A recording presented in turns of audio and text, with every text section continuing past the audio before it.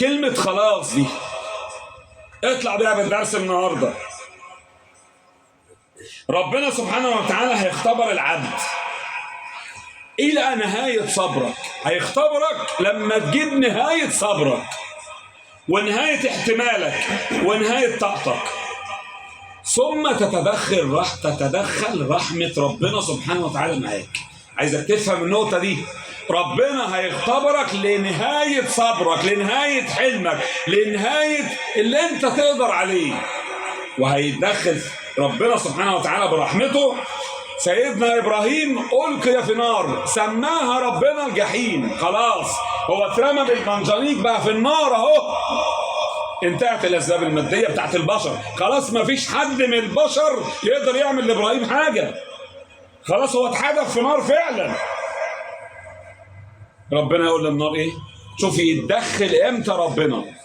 لما تنتهي كل الاسباب الماديه. قلنا يا نار، الخطاب جاي للنار، كان ممكن ينزل مطر تدفيها، ريح يضيعها. قلنا يا نار كوني بردا وسلاما على ابراهيم. الخطاب جاي للنار نفسيها لا تحرقها. قعد 3 ايام، قالوا اسبوع، ما فيش نار قدرت تلمسه، والحبل يتحرق من ايده، الحبل اللي مربوط بيه يتفك، النار تروح للحبل تحله وابراهيم ما يتمسش. وقطعت الهدوم، طلع عريان هو، يعني النار وصلت للهدوم تحرقها وجلده ما يتهزش. ايه ده بقى؟ هو ده اللي انا عايز اوصله لك. لما اشتد المرض على ايوب واشتد الفقر عليه وفقد اولاده كلهم وثروته وخدمه وبساتينه وكل شيء، وزوجته تعمل في البيوت بعد ضفائرها عشان تاكله، خلاص اهي كلمه خلاص دي. قال له ربي اني مسني الضر. معلش ايوب اهو خلاص. ما زوجته في بعض الروايات قالت له ادعي. قال لها انا قعدت 70 سنه شاب وجامد وحلو زي الفل، ربنا يمرضني 18 سنه ادعي لما اكمل 70 زيهم على الاقل. برضه خلاص. قال له خلاص يا رب مش قادر. قال له مش قادر يا رب. قال له ربي اني مسني الضر وانت ارحم الراحمين. فاستجبنا له وكشفنا ما به من ضر وآتيناه أهله ومثلهم معهم رحمة من عندنا وذكرى لمين؟ لينا احنا وذكرى للعابدين. لما توصل معاك لدرجة انت تقول خلاص، ربنا يدخل معاك بقى، ربنا يديلك بقى. خلي بالك، لا يكلف الله نفسا. اوعى تقول انا اتحملت فوق طاقتي. لا، هو مش هيديك فوق طاقتك. هو مش هيديك فوق طاقتك ومش هيحملك فوق طاقتك. مهما تشوف في الدنيا دي طاقتك، دي اخرك. كل واحد على قد ايمانه.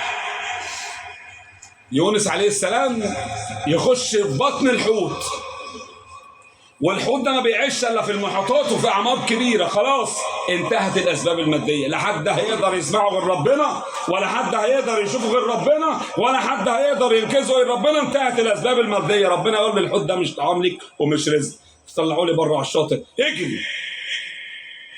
يروح يطلعوا ربنا يزرعوا له شجره في ساعتها اسمها يقطين. بيقولوا الشجره دي دل وهواء، والدبان ما بيجيش عليها، والورقه بتاعتها بتتاكل وبتقوي الجلد، وليله كبيره. دي اتزرعت دلوقتي وطلعت دلوقتي. ده ما فيش شجره بتتزرع كده على الشط. ايه ده بقى؟ لما خلاص جوه حوت جوه البحر، مين يقدر ينقذه؟ ولا غواصات هتقدر تجيبه. لو الحوت عمل كده دعته خلاص. يبقى لما تنتهي بيك الاسباب الماديه ويضيق عليك الامر قوي، اول لما تبدا تقول خلاص هتبقى خلاص برضه بس الثانيه بقى خلاص بخلاص. قال له لا اله الا انت سبحانك انا غلطان يا رب. قال فنجيناه من الغم وكذلك. حين انتهت الاسباب الماديه مع ابراهيم، حط ابنه على الخشبه وسن السكينه وذبحه عشان شاف رؤيه. خلاص سن السكينه وهم خدوا قرار. قال له ايه؟ فلما اسلم وتله للجبين، بجد مش وناديناه يا ابراهيم قد صدقت الرؤيا. شوف ربنا يتدخل امتى. ماشي. حين تنتهي الأسباب المادية مع رسول الله صلى الله عليه وسلم وأبو بكر في الغار والمشركون يتبعون الآثار، فوقف المشركون أمام باب الغار فقال أبو بكر يا رسول الله لو نظر أحدهم أسفل منه لرآنا. خلاص برضه انتهت الأسباب المادية، هم ماشيين من مكة والعرب عارفين دي رجل محمد عليه السلام ودي رجل أبو بكر، مش عارفين الآثار بس، ده عارفين دي رجل مين ودي رجل مين، والرجل انتهت هنا ومفيش قدامنا إلا الغار. راح فين؟ طار اتبنع، عصفورة خدته، راح فين؟ هو جوه الغار. أبو بكر قال له الغار مفتوح من تحت، قال له حد وطى كده يشوفنا. قال له يا أبو بكر ما ظنك باثنين؟ خلاص انتهت الأسباب المادية اهو. قال له احنا اتنين بس معانا مين؟ قال له لا تحزن إن الله معنا. خلاص الله هيختبرك اختبار، ربما يبتليك بقلة المال، بقلة الأموال، يبتليك بالزوجة، عندك جار سوء وحشين، يتنصب عليك، تأخر في الجواز، تمرض مرض كبير، ماشي،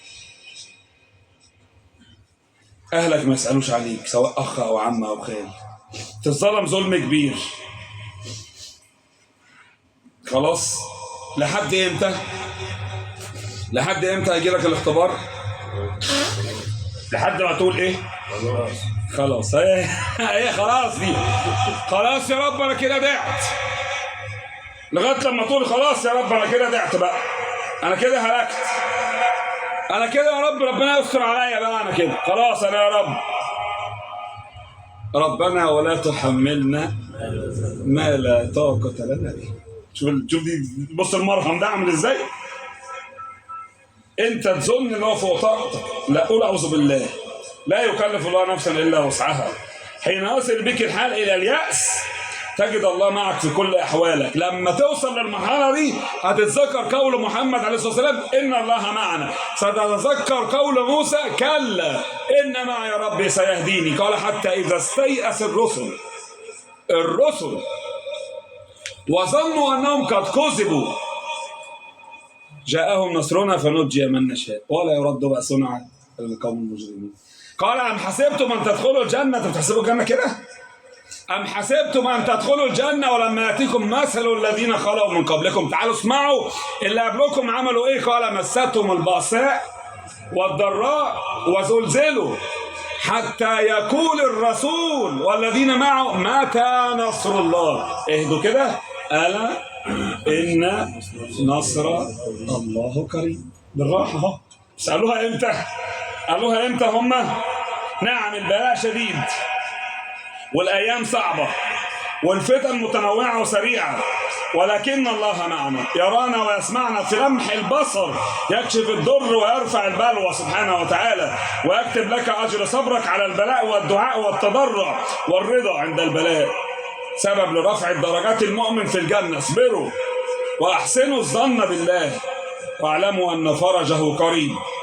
في الدرس القادم سنعرف كيف نجى الله موسى ومن معه، وكيف أهلك فرعون ومن معه من الجنود. أقول قولي هذا وأستغفر الله العظيم لي ولكم، وجزاكم الله خيرا وحسن استماعكم، والسلام عليكم ورحمة الله.